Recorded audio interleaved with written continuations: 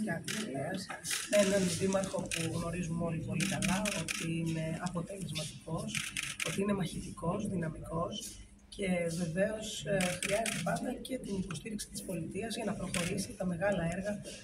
τα αναπτυξιακά του δικού του Δήμου. Για μας, ο θαλάσσιος τουρισμός είναι στο επίκεντρο του οράματος και της στρατηγικής του Υπουργείου Τουρισμού για ποιοτική ανάπτυξη του ελληνικού τουρισμού. Η Ελλάδα θα πρέπει να μπορέσει στα επόμενα χρόνια να αναβαθμίσει τις υποδομές της σε ό,τι έχει να κάνει με τους τουριστικούς λιμένες. Ήδη τρέχει ένα μεγάλο έργο του Ταμείου Ανάκαμψης για την αναβάθμιση των τουριστικών λιμένων. Θεωρούμε λοιπόν εξαιρετικά σημαντικό ότι είμαστε εδώ σήμερα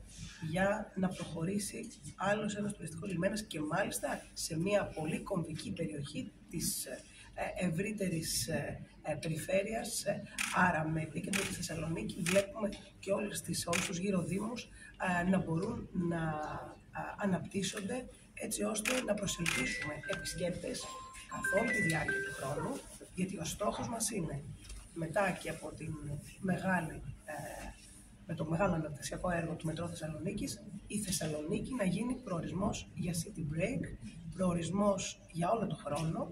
προορισμός όχι μόνο για τις γειτονικές χώρες, αλλά και προορισμός από καινούργιες αγορές. Επομένως, Δήμαρχε, μαζί θα προχωρήσουμε